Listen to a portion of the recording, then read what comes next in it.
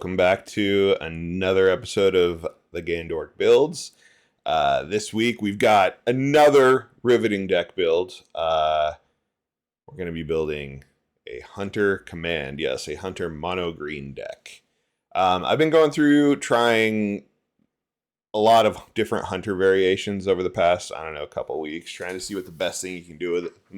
I got a pretty decent deck out of Hunter in red, like curving up to like Crate Dragon. But honestly, I don't know. I feel like out of all the versions I had, the double green gets the most use out of Hunter and is the most unique deck build for what he's trying to do.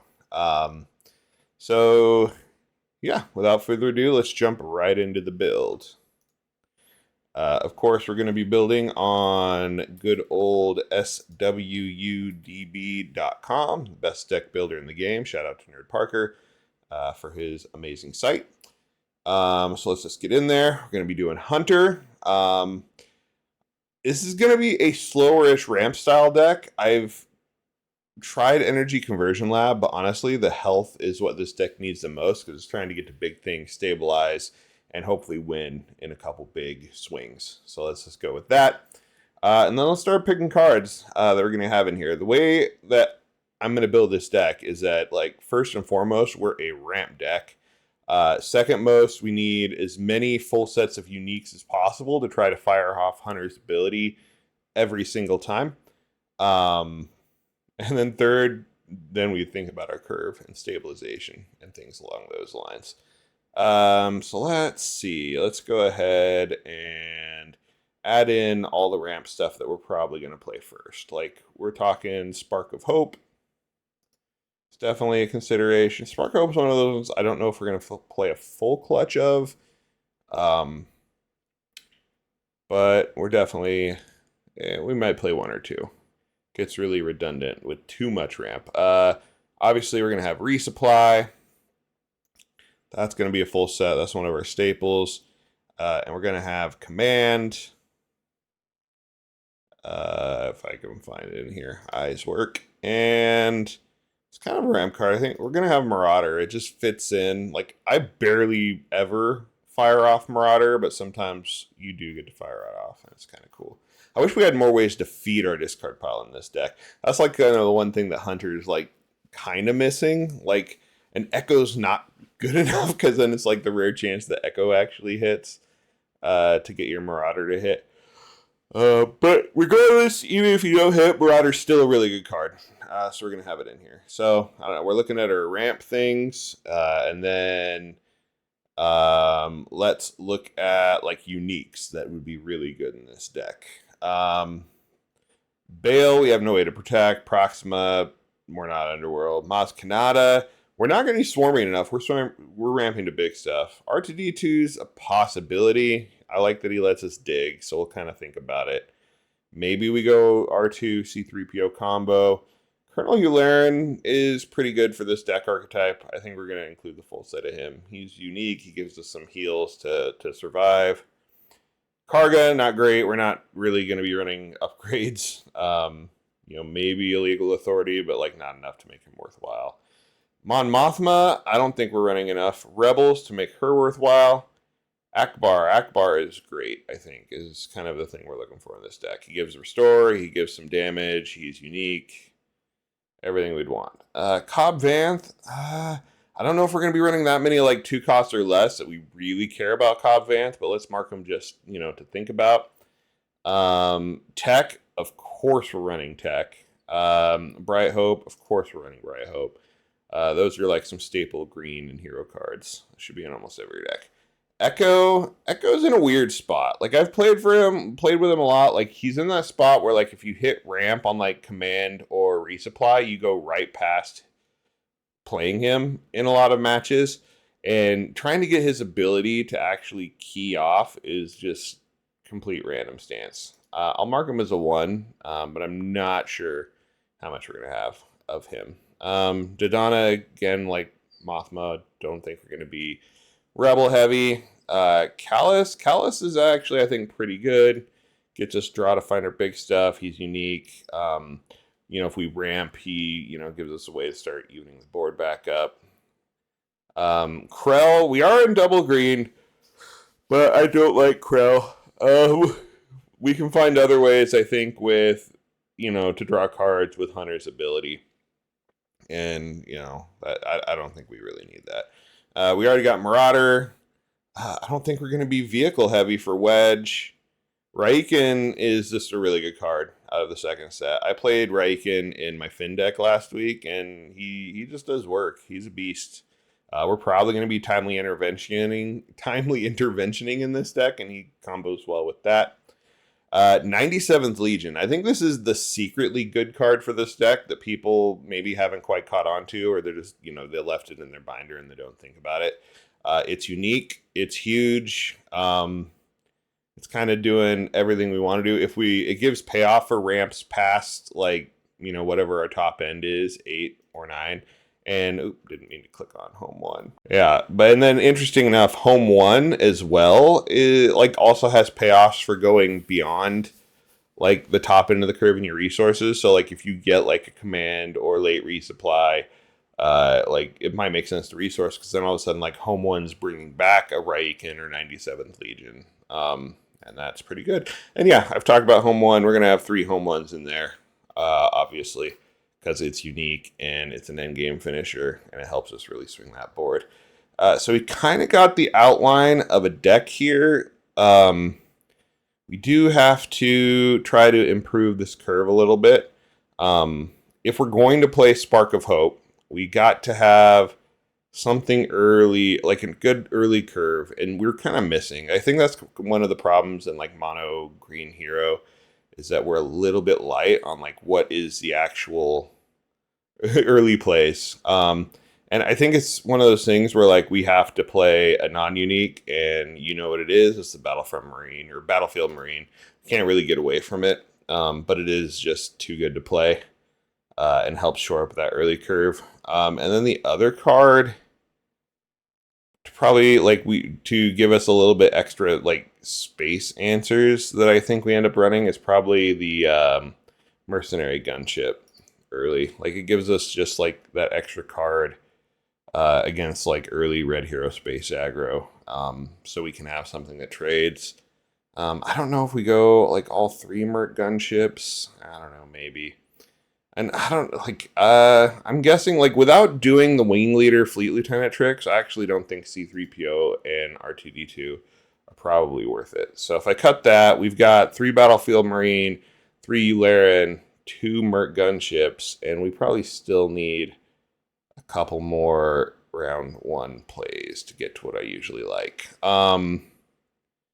What are some good options here? We've got no other uniques, but we do have something like Gamorrean Retainer is probably the best one, so we probably run a couple of those main deck. And it might make maybe you would switch the Retainer and the Marine back and forth because you'd rather have the extra Sentinels to grab, but I think this is probably a decent 2-cost curve. We got 11 2-costs, which is usually what I want to hit. For 3-cost plays, we got the Akbars, which aren't super amazing, but he's actually gotten better now that there's some more 2-health ground units being played. We're not going to play Cobb. Cobb is just not something that's probably going to happen in this deck, or if it does happen, we don't care. Our 2-drops are kind of whatever. We're going to big stuff. So for 3 drops, we got to count the resupply. Spark of Hope, we kind of count as a round 2 play, so we got to think of that. We got Tech and Akbar, so we're pretty good on round 2 things. And then here's where it gets weird, because our ideal curve is we either moved completely past 4 resources to 5, or we're playing Command on round 4 to try to get the ramp in there as well. We might even do Command on round 5. So I don't know. This is what I was saying earlier, where it feels like Echo just doesn't quite fit in what the deck wants to do. And then it ends up coming out way later. He does have very minor synergy with a card you return from Hunter if it matches something on the board, and then you play Echo, discarding that card to pump the card on the board. But I don't know. I don't know if it's too magical Christmas. You need too many things to go right. You need to have a unique unit out. You need to have a unique unit in your resources. You need to be able to play the hunter, which that's already one thing we want to do that's good. And then on top of that, you also have to have the echo in hand to like make the combo for the 2 XP for the discarding the card. I don't know. I'm gonna cut it. I don't think it's something that you end up wanting to do very often. So we're getting somewhere. We're looking at a deck. We're at 44 cards. What another thing we really need is we just don't have removal in here of any type, and we kind of want some. In green, it's kind of hard to find removal, but there's like 3 things that kind of pseudo count as removal that I think you can consider. The first one is timely intervention. Yeah, Yanni tonight, in some amount, lets you do ambush tricks to kind of, try to get count as removal or get up on the board or switchboard control. And then the other ones are more traditional. You have your strike true, which I really like, and you do have take captive, which I think people aren't quite playing take captive that much, and they could probably give it, a better look, because in the late game, sometimes, like, if you get out, like, a 10-10 97th Legion, sometimes you just need that, like, second to pull something, and you're like, even if they kill it and take it back and it's exhausted, like, I bought the time that I need to win the game. It's like a pseudo waylay type effect, except it doesn't just go straight back to their hand for the play it.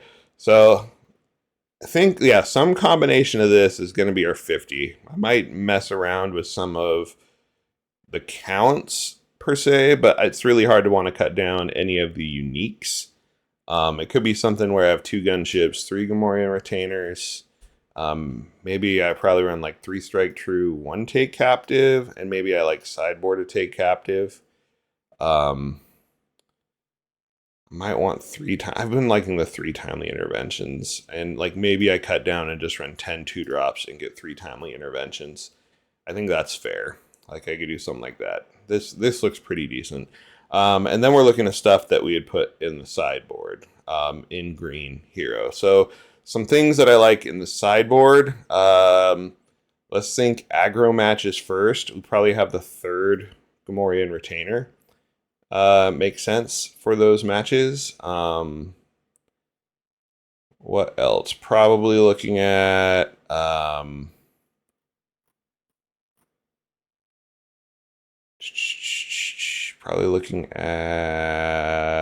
Choose Sides. That's what I was looking for. Choose Sides. Okay, so I played Finn last week at my weekly, and Choose Sides is such a great card.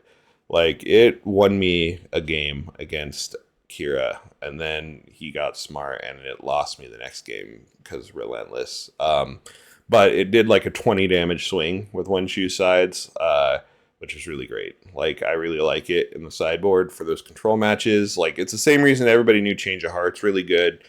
Choose Sides cost 1 more and has unit condition, but if you do it, it's permanent, and that's pretty good. What else in the side here? We could have something like some legal authorities. If we want some more capture in some matchups. And then, what else would be a good sideboard card? Like, we got all the uniques. I'm kind of blanking on like what we might have in here versus aggro or control. Rule with respect, maybe.